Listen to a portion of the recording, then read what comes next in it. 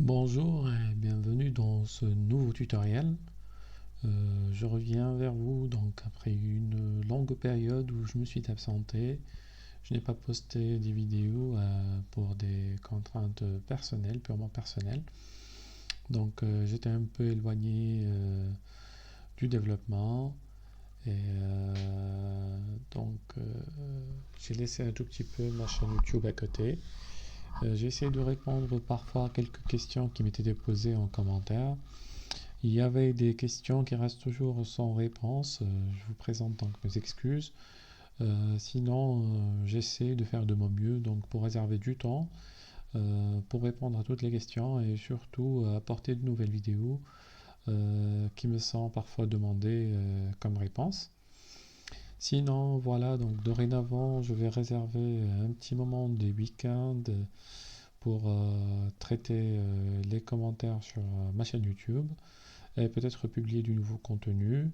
J'essaie donc d'enregistrer les vidéos de temps en temps et peut-être réserver de nouveaux créneaux pour deux publications hebdomadaires, de nouvelles vidéos en fonction des demandes et en fonction des sujets qui me sembleraient donc intéressants à discuter. Voilà donc dans ces ambiances de confinement, j'espère que tout le monde est resté chez soi, à l'abri de cette pandémie de coronavirus. Donc il faut vraiment rester chez soi pour se protéger donc les siens, la famille, les personnes qui sont toutes chères, nous sont tous chers. Donc voilà, c'est ça. Sinon, je reviens donc vite au vif du sujet. Donc avec ce nouveau tutoriel, je vais parler des fonctions préfixées. C'est une nouveauté qui a fait apparition avec la version 24 de Windows.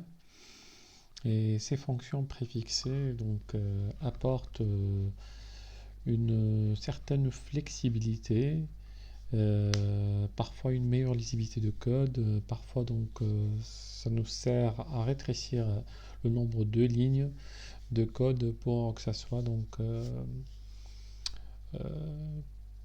plus organisé d'une certaine façon et on limite donc les commandes. Voilà. Donc les commandes préfixées, quand vous devez déjà le savoir, si vous allez sur l'aide, donc je vais vous montrer juste, je vais créer un petit bouton là pour parler de ça. Donc fonction préfixée, par exemple, ajout ligne table, on va faire ça pour ajouter une ligne dans une table mémoire, dans ce cas-là, bien sûr, voilà. Donc classiquement, qu'est-ce qu'on fait? Nous, on fait table ajoute ligne. On met donc le nom du champ table et puis on essaie donc de mettre le contenu des colonnes. Voilà. Donc pour la fonction préfixée, donc on va partir du nom de champ, la table, point, et puis ça nous aide donc déjà à découvrir les fonctions qui sont donc à toutes les fonctions disponibles pour chaque champ ou chaque variable. Donc ici, donc on trouve la liste des fonctions. Bien sûr, ils ont enlevé le préfixe table puisqu'on est parti déjà sur un autre champ qui est de type table. Et donc ici, on va mettre point ajoute ligne et directement, on a donc notre complétion pour donc insérer nos champs, tout ce qu'il faut, voilà, donc passer deuxième chaîne et tout. Voilà, donc c'est ça. Donc on va mettre ça à l'essai, vite fait, on va voir. Donc je fais ça et puis j'ai mes deux lignes qui sont ajoutées en bas du tableau. Pour l'exemple, là j'ai déjà préparé un truc parce qu'on va utiliser l'exemple qui va nous servir pour faire des tests. Donc c'est ça tout simplement les fonctions préfixées. Donc je vous ai dit comme ça marche sur les champs, donc ça marche aussi sur les variables. Là j'ai réservé un petit code que j'ai appelé donc bouton gauche 3 mise à jour. Donc je vais déclarer une variable chaîne qui va récupérer le contenu de la colonne chaîne 1 de mon tableau. Et puis donc ce que je vais faire, c'est que je vais manipuler. Donc d'habitude c'est pour faire des modifications. Donc soit on va passer sur la même chaîne, ou on va faire une chaîne intermédiaire. Je vais partir donc sur une chaîne intermédiaire, par exemple. Intermédiaire est une chaîne. est égal, on va faire donc majuscule de ma chaîne, si on veut passer la chaîne en majuscule. Et puis, on va récupérer le gauche. Donc, on peut faire directement gauche de majuscule, virgule 3. Puisque là, majuscule va retourner la chaîne. Pour que ça soit donc déjà moins lent, sinon on aurait pu faire donc majuscule sur une ligne et puis la deuxième fois on fait une deuxième affectation de gauche de 3. Donc, et puis on va afficher notre chaîne qui a été formatée, notre chaîne intermédiaire, voilà. Sinon, je vais partir directement sur ma chaîne, ma variable, puis je vais faire point majuscule, point gauche de 3. Donc ce qui est bien, c'est qu'il faut savoir que les fonctions préfixées, on peut les utiliser en cascade. Donc on peut ajouter autant de fonctions successivement, ils vont être traitées par ordre d'introduction des fonctions.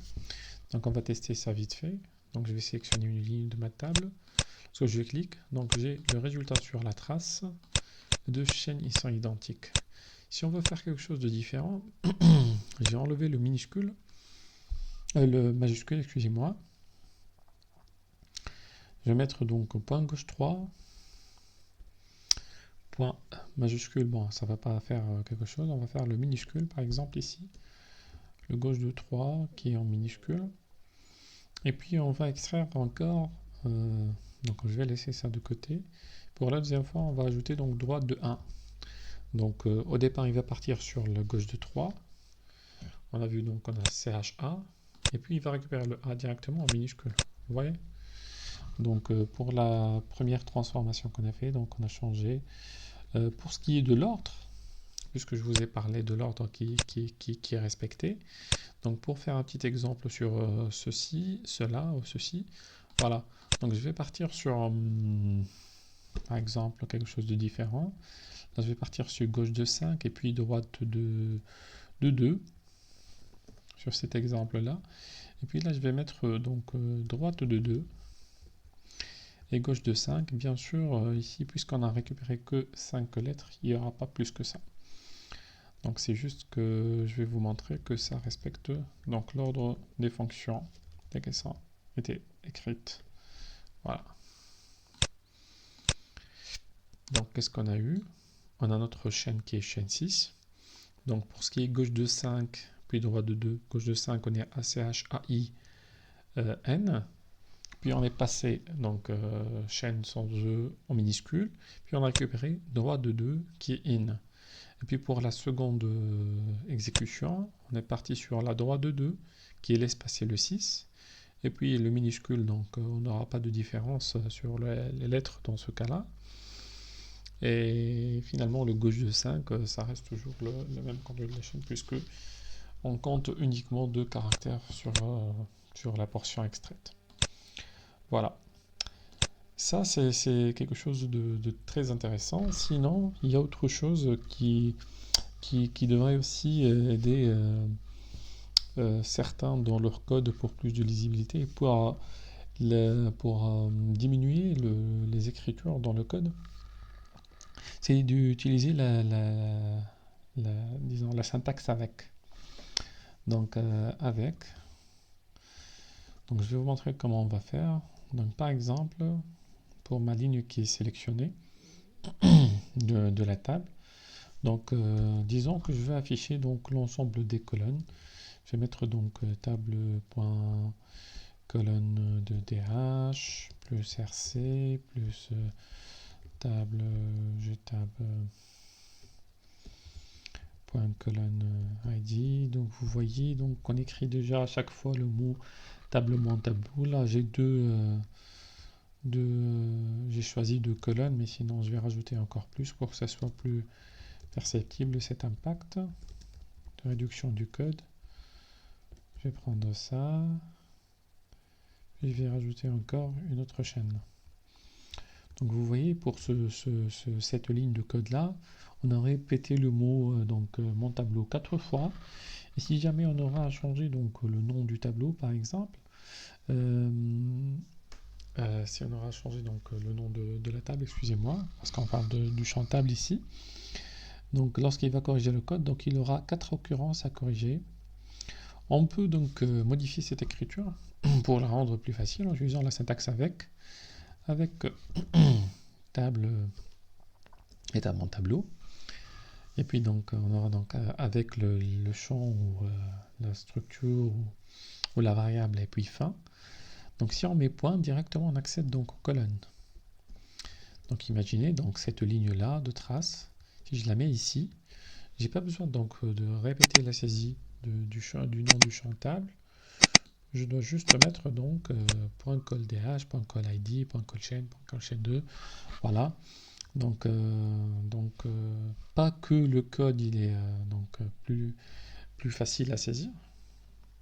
Et donc on diminue le nombre de répétitions et en quelque sorte c'est plus joli et c'est plus facile à gérer. Donc si je fais ça, donc on a fait donc dans la fonction ajoute, voilà.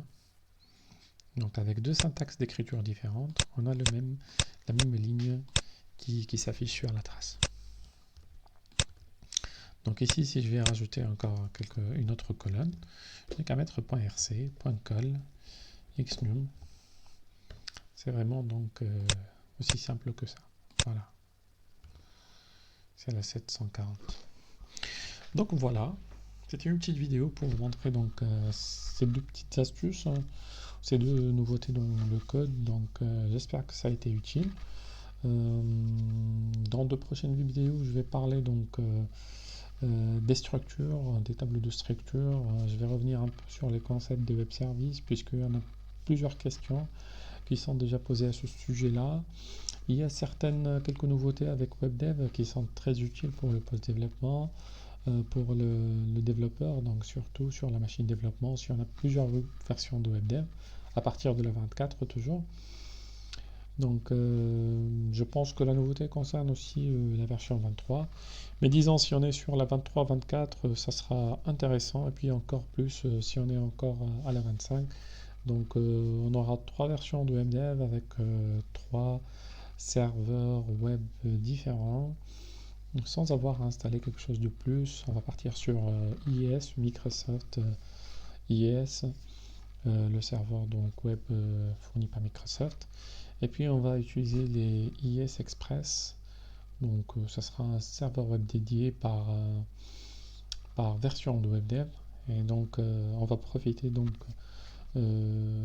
des 3 versions qui fonctionnent sur la même machine sans qu'on ait à chaque fois donc à reconfigurer le serveur.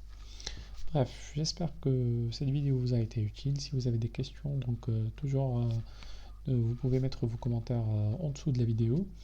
Je remercie donc tous mes abonnés parce que j'ai vu que le nombre d'abonnés il a bien monté. Ça me fait énormément plaisir et ça m'encourage davantage pour vous créer du contenu qui répond donc à vos attentes.